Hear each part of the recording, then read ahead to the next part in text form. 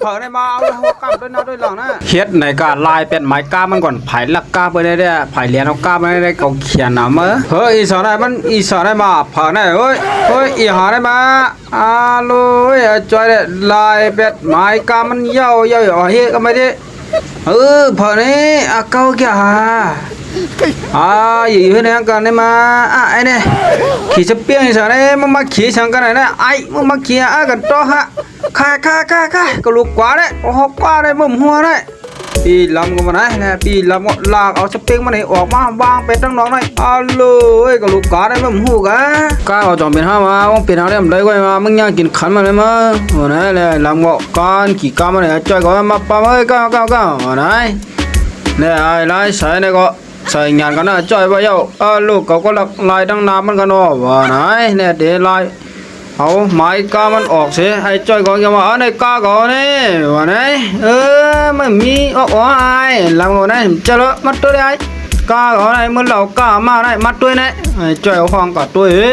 แต่พี่สาวนี่ก็ลักลายตั้งน้ำมันหน่อยหนังหือมันตีเหมือนกันนั่นขาใส่งานกันไม่ยารู้โนตั้งไอ้จ้อยลายยาว1 2 3ว่าก็ไม่ได้รวมเหมือนกันยาวตั้งหน้าตั้งหลังมันเหมือนกันดีหลียาวก็ไม่ได้ก็หาดึงไหนกินน้อยจ้อยน้อยว่าไหนมันลายยาวก็เนี่ยเอาสเปงมาเฉยขี่เลี้ยลงมือเก่ารวยจ้อยก็มาหนีมันในรู้หมายกาไหนว่าไหนหลังหมดตัวจะเตะได้มาอย่างนี้มันใจอยู่ว่าไหน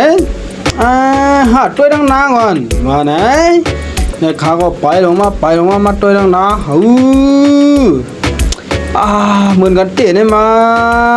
วันไหนลูกก้าก็วันไหนไอ้เจ้าวันไหนเลยไอ้ลำก็ยังกันโตก็เอาก้ามาพิษลำเลยวันไหนมึงมาไว้จำรู้มั้ยลำวันไหนในก้าก็วันไหนไอ้วันไหนเจ้าก็วันไหนเนี่ยลำก็ว่ามีที่ปุ่นในก้ามาไอ้เจ้าก็วันไหนเนี่ยปีลำก็ปล่อยลงมือก็ลูไว้จำก้าวมันเลยลูเปียกก้านเตะหลงหม้อไอ้จอยก็โจมปีใจก็ไม่ได้ก้าเหมือนี่มาลูเลยเตี้ยกันลูใครเจออยู่เนี่ยก้าเหมือ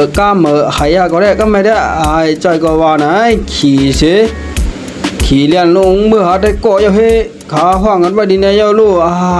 อ้จอยนั่นมาแก่ไหนมาว่านะแล้วจอยก็หอก้าลงมาผ่านน้ำผ่านนองลงมาไอ้จ่อยมาเลยมาไวว่าไหนเนี่ยไอ้จ่อยก็มาคืดกามันลูมาวินันมาไอ้ก็เปิดมือถึงมือบ้ามันมาว่าไหนสาว่าไอ้นี่กาได้เข้มหนาไหนมากาเหมือไหนว่าไหนกามาหัดโทรห้องเปิดมาซื้อหน่อยนอว่าไหนเด้ก้าหลัดกันได้ซื้อได้ขายกันแล้วได้มาซื้อเลยนะว่าไหนเนี่ยจ้อยก็ว่าเดี๋ยวมาไว้มั้ยโอเคเงินเดี๋ยวมาว่าไหนไอ้ลายใส่เขาเนี่ยก็เดี๋ยวมาซื้อกาอย่าว่าขาใส่งานกันไม่ย่องเก่าค้างก็ขาหูอย่ารู้เนาะว่าจ้อยเขาในตีเหรียญเอากาขาไหนจะถุงเงินมาจ้อยกามาในกาในดีซื้อกาว่าไหนให้ตัวด้วยก่อนตัวด้วยเงินเลยหลายเลยมั้ยมาผุดนี่คือตัวน่ะว่าไหนลูกเงินหลายหม้อวังเฮงวังผ้าปากลายมาเลยเนาะว่าไหนเข้มเลยน่ะตัวลูกกันน้องเข้มน้องไปไกวกันเลยว่าไหนมันกาเปิ้นแล้วนี่คือหลักมานี่คือเหรียญมานี่ปีสางนั่นก็มาไหนแล้วจ้อยก็จอมตัวจอมมันเดี๋ยวเลยเขาใส่งานกันมาเรียกทวงกันมาให้จ้อยขายยากกินคันเขา